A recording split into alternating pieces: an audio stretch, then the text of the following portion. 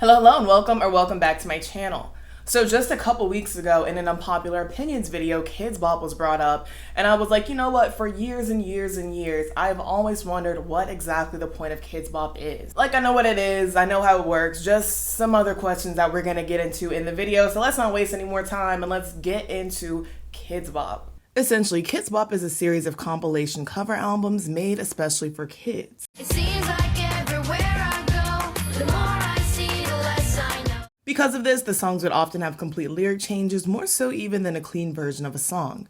A blurb on their fact site reads, Kidz Bop records kids-friendly versions of today's biggest pop music hits sung by kids for kids. Since 2001, Kidz Bop has created the #1 music brand for kids, selling more than 24 million albums and 11 billion streams globally. Families have welcomed Kidz Bop into their homes and cars, making Kidz Bop a fun and safe part of their daily lives. Kidz Bop is proud to be a part of kids' music first. For billions of kids each year, Kidz Bop is their first introduction to pop music, and for hundreds and thousands of kids, the Kidz Bop Live Tour is their first concert experience.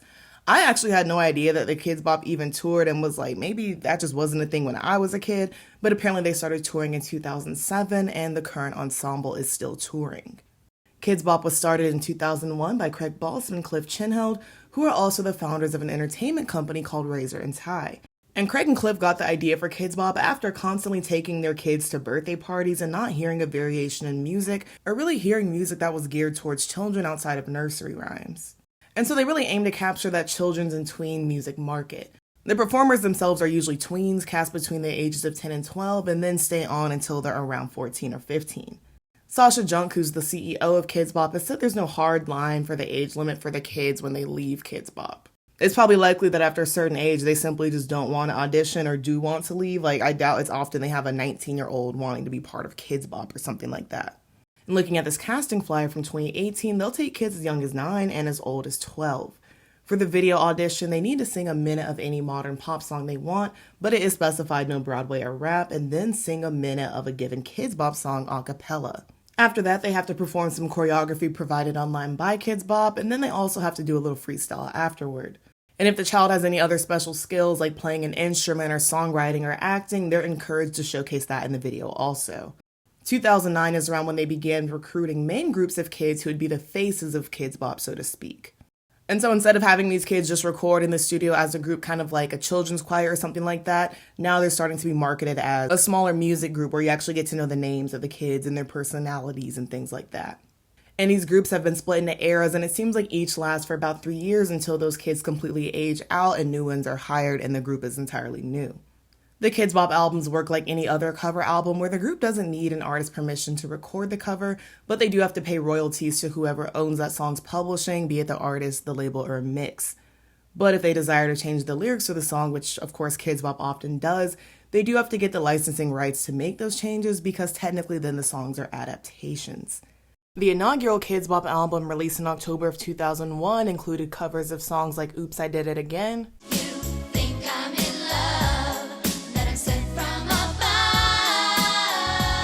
Believe, All the Small Things, and What a Girl Wants.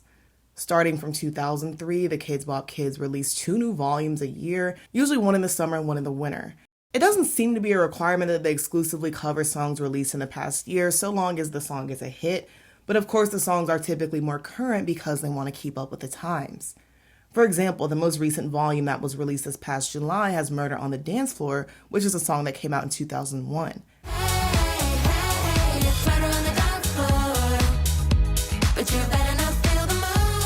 But it was obviously included because of its resurgence in popularity since it was featured in Saltburn, which was just released in the fall of 2023.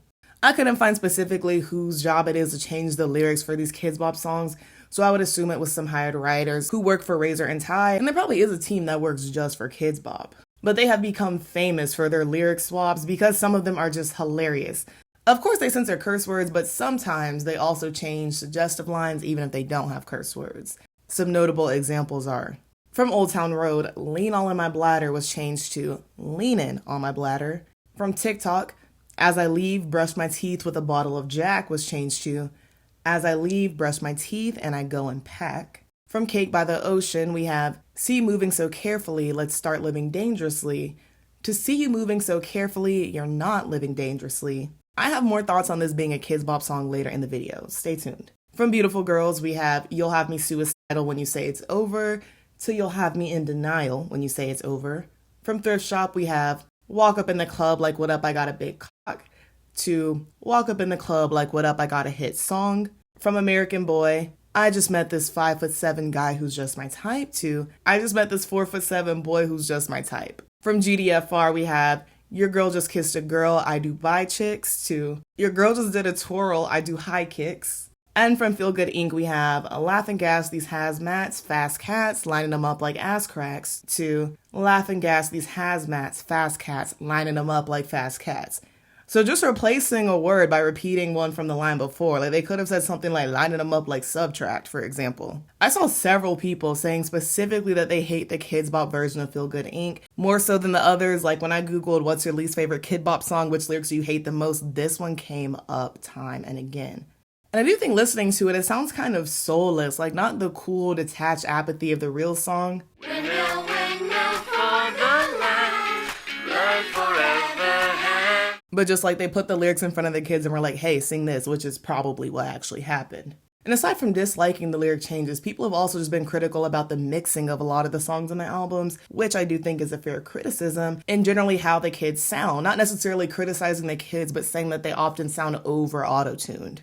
Which I guess you could argue as an adult, these songs aren't meant to appeal to us, but I guess they should still sound really good, really well engineered for the kids or whoever's buying the CD. Like kids deserve quality music also.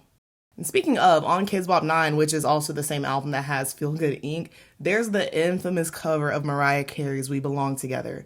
This one, people didn't find fault with the lyrics or the changes from what I understand, but with the ending note in the song that is notoriously hard to execute, even for a trained singer, even for an adult singer.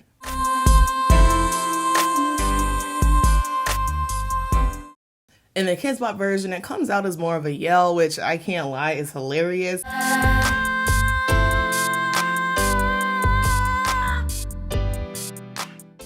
I don't know it was done with the intention of the cover being faithful to the original, but since they obviously changed the lyrics, cut out whole verses sometimes, I feel like they could have just cut out Mariah's note at the end. And the song changing, the ethics or the effectiveness of it, I should say, that is something I'm going to come back to. Because Kidz Bop was so popular, they eventually expanded into shooting music videos for these songs, doing commercials, partnerships, and like I said before, touring. For 11 years in a row, they were named by Billboard as the #1 kids artist, starting in 2010 and lasting until 2020.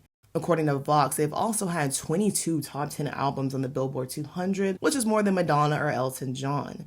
And then there's even a Sirius XM radio station that plays Kidz Bop 24/7. And their site says the radio station is hosted by the Kidz Bop kids, so I don't know if they ever have them on air. Maybe they just have them record little sound bites to go in between the songs or something like that. That being said, I was thinking about it and was like, okay, if the Kidz Bop kids are so popular, how come I've never seen them perform at the Kids' Choice Awards or something like that? And my best guess is because networks like Nickelodeon often have their own acts to perform, or there are just other acts popular with kids and tweens that they'd rather book for that performance. It's probably also the case that if you want a hit song performed, if you can get the original artist to perform it, you'd prefer that over the cover. And then even though they do move pretty quickly, in my opinion, I would also think it's probably the case that sometimes by the time Kidz Bop gets around to covering a song, it's probably already a couple months old, so maybe not as popular or as novel as it was at the time of the award show. But the Kidz Bop kids have performed in places like the Today Show, the BAFTA Children's Awards, and the Kids' Choice Awards Mexico. Because of their popularity and how much money they were making, Kidz Bop did launch divisions in other countries in the later 2010s. So the children performing at the BAFTAs are part of their UK division, and the performers at the KCAs in Mexico are from their Mexico division. And currently there's also a French and German division. And not only to speak to the popularity of Kidz Bop, but just how much more global music is becoming, the newer volumes of the Kidz Bop albums do include songs from all over the world and in multiple different languages. Man, ich glaub, das ist Zeit, dass ich was And since some of the songs are German, I'm going to assume that the German kids are singing those and so on and so forth, and they're all just put on the same album. I also had the thought, even when I was growing up, that there were never really any teen or young adult pop stars who were known to have been from Kidz Bop, the way you might know someone from Nick or Disney or something else before they leave and then start that mainstream pop career. But honestly, I was just wrong, because there are notable names who were once Kidz Bop kids, and some examples include Zendaya, Ross Lynch, Becky G, and Olivia Holt. Though she wasn't in the original group, Zendaya was part of the first era, lasting from 2009 to 2011, and was featured in the music video for the cover of Hot and Cold. I don't think she was one of the main kids in the smaller groups though, which they do call stars, because her page on the Kidz Bop wiki only mentions her appearing in Hot and Cold. And even though they do have those stars, it does seem like they hire on extra kids for backup and other things like that, so it seems like Zendaya was one of those. Lynch was also part of the first generation, and he actually came on board in 2008 before the generations were even really a thing. And she's not a Disney kid, but Becky G actually, I think she may be the only person who was a Kidz Bop kid that also later went on to have an original song of theirs covered, since her song Shower is on Kidz Bop 27. Kiana Lede is someone else that I was surprised to find out was associated with Kidz Bop. I didn't even know that she'd been in entertainment since childhood, honestly. And she was recruited through the Kid Star Talent Search, which is a talent competition hosted by Kidz Bop. Aside from joining Kidz Bop and starring in one of their music videos, Kiana's prize also included a recording contract with RCA Records. I was also curious to see if any of the Kidz Bop kids, especially the ones who left entertainment so don't have anything to lose, had anything negative to say about their experience. And really, I couldn't find much, but some simply said they just didn't enjoy being in entertainment, so they were never really gonna have fun with Kidz Bop. Despite not really thinking of it as a harmful experience, it just still wasn't their vibe because it wasn't their choice. One on Reddit said that he was chosen to be in a commercial when he was 8, so not one of the kids, and didn't mind doing it at the time, and the commercial didn't air until over a year later, and the kid was in 5th grade by that point, and so they were bullied for being a Kidz Bop kid and apparently being called that stuck for years. Someone else said that their boyfriend did 2 tours with Kidz Bop and felt that he maybe liked it, but he now worked in IT, and then the boyfriend on his own Reddit account jumped in and confirmed that he had a really great time doing it. And though he wasn't one of the stars, he did a lot of the backup vocals while the kids were on tour. And he said that he found even the parts where he was waiting around backstage and not even performing to just be exciting to see everything going on. Then another person said that their friend's brother wasn't chosen, but they made it to the final round of auditions. But because the brother can't really sing, that led them to believe that Kidz Bop was probably more focused on hiring cute kids and focusing on image than actual talent. And of course, these are just anecdotes from the internet, so take these with a grain of salt.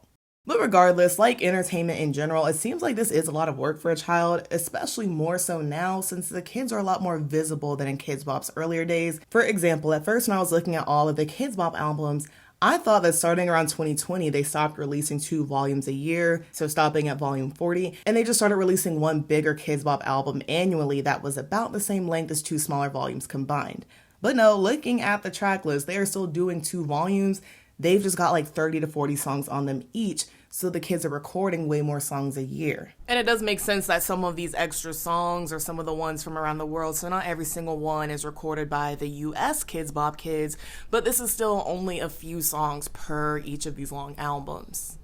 I would bet this is to accommodate for how quickly music trends are rising and falling, and having to include both radio and TikTok hits. I'm not sure if every kid does vocals on every song, but regardless, it sounds exhausting even to have to record like 20 of these songs. And then on top of that, they also have themed albums like some Christmas albums, Halloween ones, and one full of party songs. According to a USA Today article, with 3 of the 4 current Kidz Bop kids, I think one of them switched out, they release a single nearly every week, sometimes with an accompanying music video. When they aren't recording, the kids are rehearsing, obviously, either for a recording session, video tour, or they're doing some other promo. And of course, the kids are homeschooled because there's probably no other choice since they spend a lot of time on the road and working. And the article included quotes from the kids talking about how their lives have changed and how they have a lot of rehearsals or ways that they remember the lyrics. But one of the kids named Tyler said that because they're always covering relatively current songs, that just make it easier to remember the lyrics since they're typically familiar with the original version of the song. They mostly just have to remember the lyric changes. And reading the article, it seemed like most of the kids, at least currently, they want to be pop stars or musicians in the industry. And so being part of Kidz Bop is for the experience, but probably also to start making connections. As far as touring, it was said that the norm is for the kids to do around 60 shows a year. But of course, they don't tour year round, so this means that they're doing multiple shows per week. And at the time of recording, I'm looking at the upcoming week, which is going to be the first week of October. The kids have 3 consecutive days worth of shows, which are 2 cities in Florida and 1 in Alabama. And on this current tour, the kids are going to hit over 60 cities, and the tour started all the way back in late June.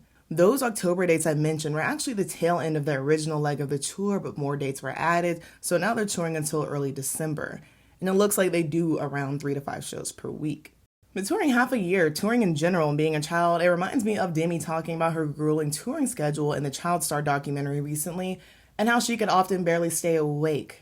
but also felt pressure to keep going because you don't want to lose your moment. You don't want to lose people's interests. You signed all these contracts, and she didn't even really know that she was allowed to ask for time off.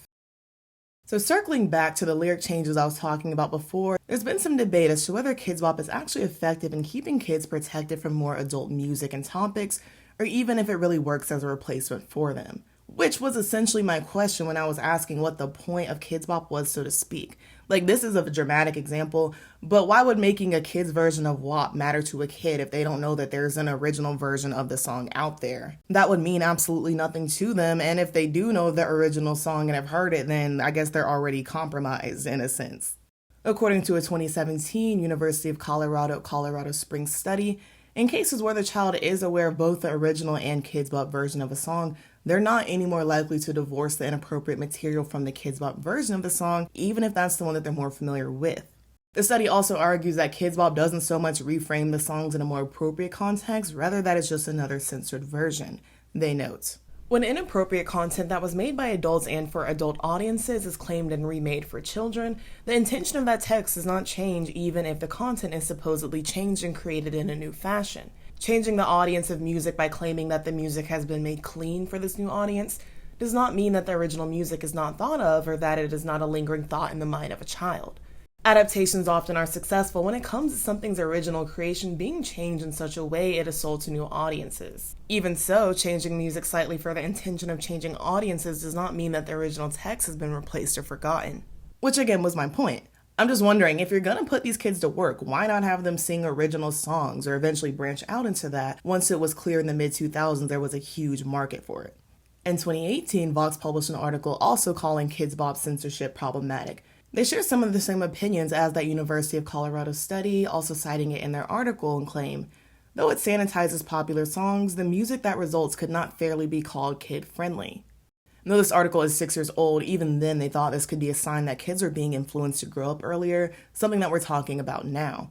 And the article didn't note whether they consider this a more recent observation or have felt that way about Kidz Bop since its inception, but it is possible.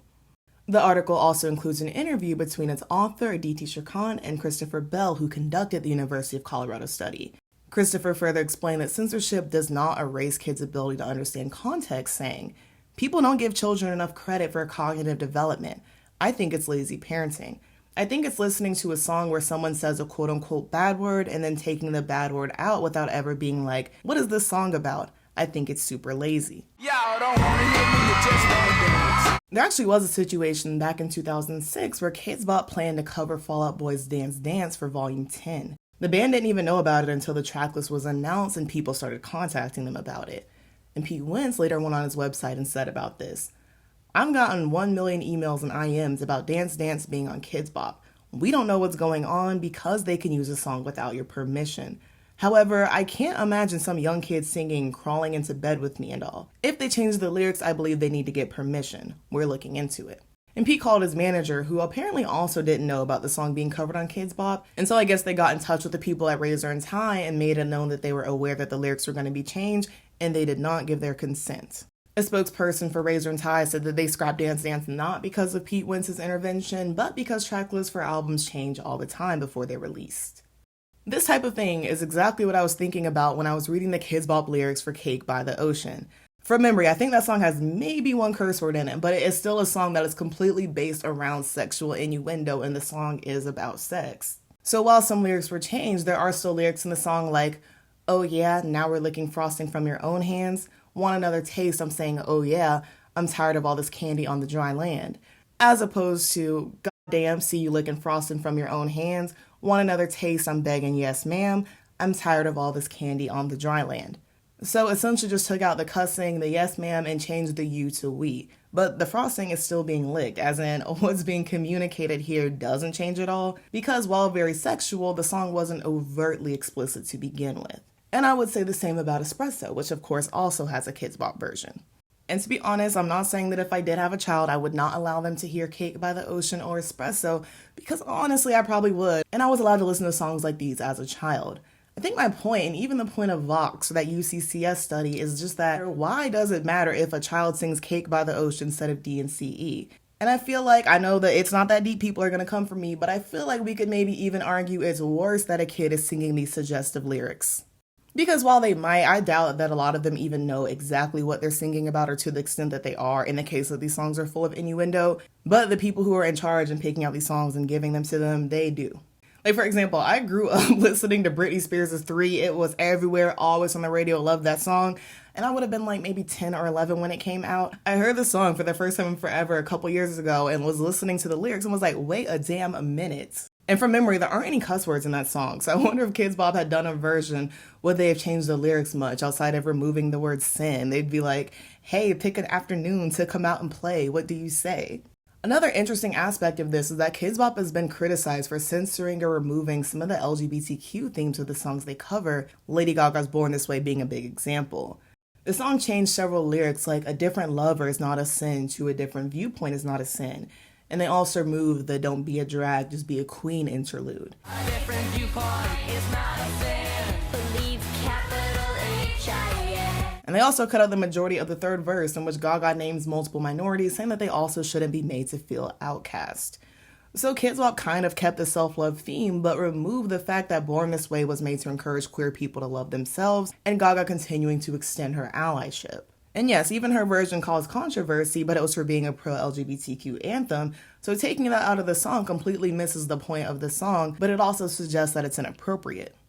I'm not sure if anyone affiliated with Kidz Bop ever spoke up about this because I couldn't find anything anywhere, but I did find several outlets and forums criticizing or questioning this lyric change. Slate included it in a 2015 article about children's music becoming noticeably more sanitized. E-Online questioned why, if they were going to change the song so drastically, why Kidz Bop was so insistent on covering songs that weren't made with children in mind to begin with. And essentially the same thing was done with Lil Nas X's Montero. The pre-chorus is changed from cocaine and drinking with your friends, you live in the dark, boy, I cannot pretend. I'm not fazed, only here to sin, if even in your garden you know that you can. To singing and dancing with your friends, you live in the dark, yeah, I cannot pretend. I'm not fazed, only here to win. If you ain't in the garden, you know that you can. So removing the substance use, the nod to sinning, and the reference to Eve. The Eve reference also ties in with the line about living in the dark, which is kept, and it's evidence that Lil Nas X is singing about a relationship with a closeted man, and also him being tongue-in-cheek about the concept of being gay making him a sinner now that I think about it. And of course, that whole verse about joining the Mile High Club was changed, but the opening line, I want to sell what you're buying, is kept, which is now out of context. I wanna sell what you're buying. I wanna lie on the beach in Hawaii. And technically this line also references being gay, but I guess it slipped through the cracks because it wasn't overtly sexual. So I feel this kind of highlights how changing these lyrics and only kind of looking for the cuss words but keeping in those more suggestive things, it's a slippery slope. And I don't think Lil Nas X ever directly said anything about these Kidz Bop lyric changes, but he did tweet out a crying face emoji and a screenshot of the lyric changes to Montero. As always, do be sure to let me know your thoughts and your feelings. One major one that I had going through this video was like, maybe Kidz Bop, maybe they're one of the most successful cover bands of all time. Maybe they don't count as a cover band because they don't play their own music. I'm not exactly sure what the rules are. But they are making money, they were selling tons and tons of albums, and they are getting tons and tons of streams. That being said though, with other options for entertainment for little kids and social media, TikTok, them being able to just put headphones in if they want to hear something different from what's playing in the car, for example, that makes me wonder, how much longer Kidz Bop is gonna have the presence that it has. Because for example, I don't think they're the #1 kids artist anymore. I'm not sure who it is currently. I'm sure JoJo Siwa had a couple years where she was that. And then also the conversations we've been having about how a lot of children's entertainment just doesn't exist in the way that it used to, and a lot of us were children, or is also looked down upon even with other children, so the children are more interested in things that older children and adults are even doing. Down below, let me know if you're like me and you're like, what is the point of Kidz Bop? Why are they singing these songs that are taken out of context, but kept in context to the point where they're still a little bit questionable? Some of them, not all of the songs. And I honestly just feel like it is a little bit different having a child perform these songs or sing them in front of millions of people, or know it's going to be heard by hundreds, thousands, millions of people, rather than like what we would do, when you were at home and little, like, oh, show your little dance, do your little dance in the comfort of your own home. But yeah, thoughts, opinions, all that. And if by chance you were watching this and ever auditioned for Kidz Bop, were part of Kidz Bop, whether you were a star or a part of the ensemble, I would definitely be interested to hear your experience down below if you want to share with us. As always, thank you so much for watching. Be sure to like, comment, and subscribe so that you can stick around for more. And if you'd like to become a channel member and get early access to videos, the link is in the description. Again, thank you so much for watching. I love you all so very much, and we'll see you so very soon. Bye-bye.